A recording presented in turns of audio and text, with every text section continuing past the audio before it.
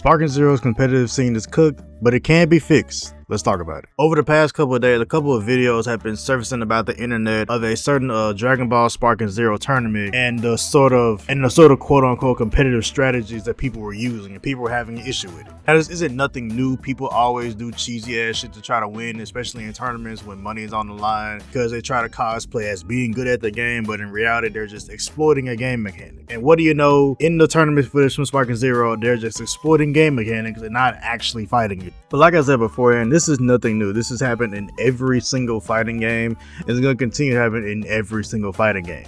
But Sparking Zero's competitive scene can be fixed and it can be made better. They just need some rules. And they can take some inspiration from a certain fighting game. But let's talk about what Sparking Zero can do to fix it and how it can be fixed. Now a word from our sponsors. Hi, before using Dubby, I was a father of 12. But now, after Dubby, I'm a deadbeat dad. Oh, brother, this guy stinks! Let's see what we got in here for the Dubby. Big Dubby! We got the motherfucking...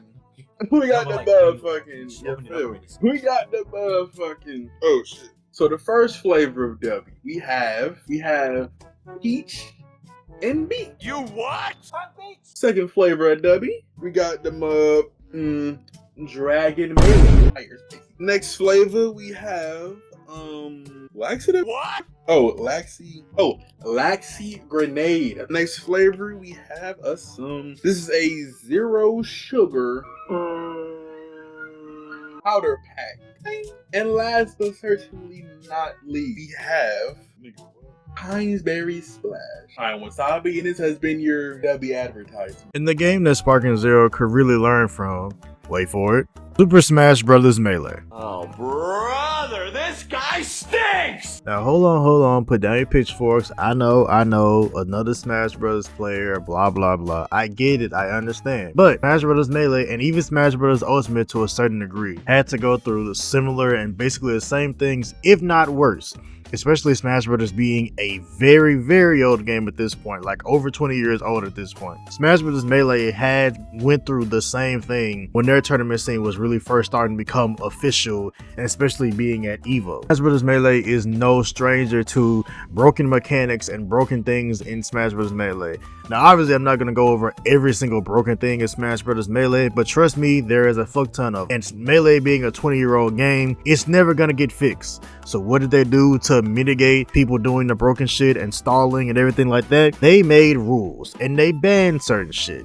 Made time rules, they made rules to where you cannot do certain shit to make the tournaments actually watchable and fun for the people playing and the people watching it. Because at the end of the day, if you're gonna host a tournament or run a tournament, you need to make sure that it is entertaining for the people that are watching, and it needs to be fun for the people that are actually playing in the tournament. You need to actually make sure that the people playing in the tournament are actually fighting. The first example that comes to mind from Melee is Peach stalling on the side of ledges in Smash Bros. Melee. Peach bomb stalling is a thing where you basically side B with Peach off of the ledge, low enough to where people cannot hit you, but high enough to where you won't die.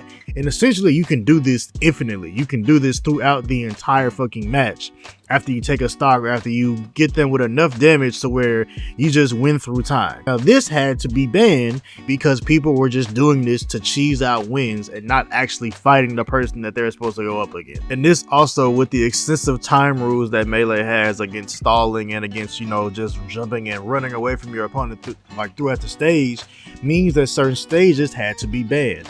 Certain stages aren't viable for competitive play. Now, with Sparking Zero being a 3D game, I don't know, I haven't played Sparking Zero, so I'm not sure how the stages differ or if they differ at all, but maybe certain stages might have to be banned. But to go back to the Peach example, Peach bomber stalling had to be banned because people who would cosplay, as I'm gonna say throughout this video, of being good at the game would just bomb stall the entire round and just cheese out wins and win through time. Not actually fighting the person that they're supposed to be fighting and not actually doing anything or engaging in anything. Another example, Jigglypuff. Jigglypuff is a character in Smash Bros. That has, I believe around 3 or maybe 4 jumps. But essentially, Jigglypuff can just float around high enough or low enough in the map to essentially do what Peach did and stall out and basically play for time and not actually engage with your opponent and actually fight them. Now, there aren't too many rules about Jigglypuff. I don't know them by heart, but there are enough rules to where you cannot stall in the air or stall off stage with Jigglypuff to where you actually have to fight the person that you're up against. And these are just some rules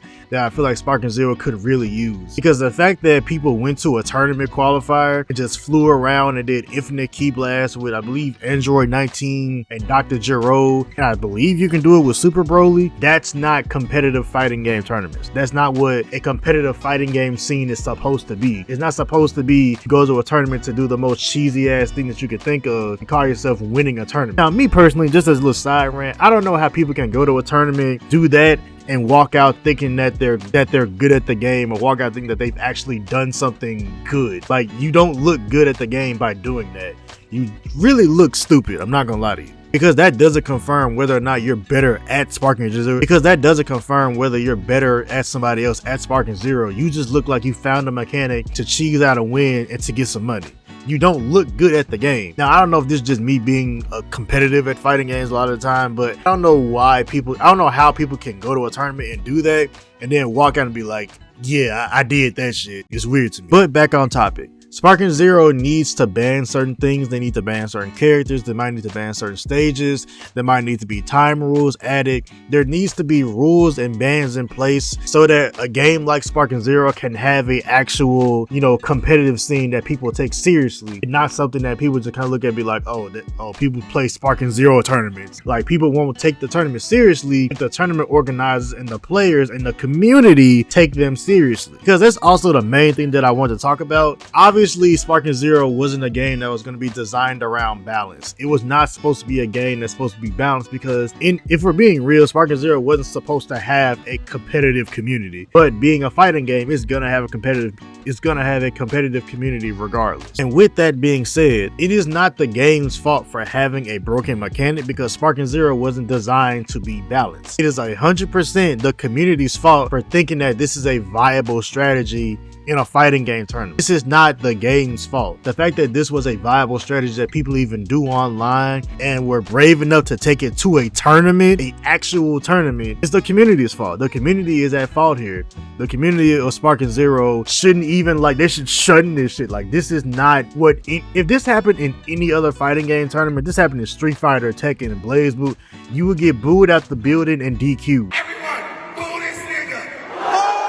Nobody would want you to enter tournament. Hell, for stricter tournament series, you might get banned. Who fucking knows? But this would not fly in any other tournament setting, at all. Obviously, rules had to be set in place for Smash Brothers, but especially now, you would get DQ'd for shit like this. This is not gonna help Sparking Zero's competitive scene be seen as serious. People are just gonna fucking laugh at. Because honestly, I'm laughing at the shit now and everybody else is. Because the footage that I showed earlier of them being competitive is not competitive play. That's not a competitive fighting game scene. Nobody's gonna take this tournament scene seriously if the community and the people who play Sparking Zero don't take it seriously enough to know that there's a mechanic that you can cheese out, to know that you can do infinite Ki Blast with Dr. Gero and Android 19, and to not fucking use it. Just because there's a broken mechanic in the game doesn't mean you should use it. Because if we're actually gonna want to have a competitive scene for Sparking Zero, then these are gonna be the things that we need to do. We're gonna need to actually have rules in place.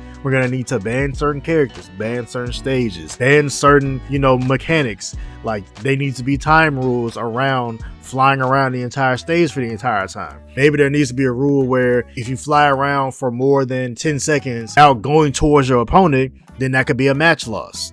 And if you keep doing it, then it's the game loss, etc, etc, etc. But until there's rules like that in place, there's nothing that Sparking Zero could really do to be taken seriously as a competitive game. Let's say Smash Bros. Melee did it, and Smash Bros. Melee went all the way to Evo. Now, I'm not saying Sparking Zero is gonna go to fucking Evo. I highly doubt it, but who fucking knows? Anything is possible with competitive fighting games and the competitive fighting game scene. But if Sparking Zero wants to stay around for the long haul, especially in a tournament scene, in a competitive tournament scene, if any type of tournament scene wants to be known for this game, then there are going to need to be rules. Now I know some people might think that that's lame or boring or anything like that, but these are the things that are going to be needed to be put in place if Sparking Zero is going to be competitive at all, or if it's going to be taken seriously at all in the fighting game community. Like, at all. And again, I'm not a fighting game expert, but Sparking Zero could learn a thing or two from Smash Bros. Melee. But let me know what y'all think in the comments. I'm out.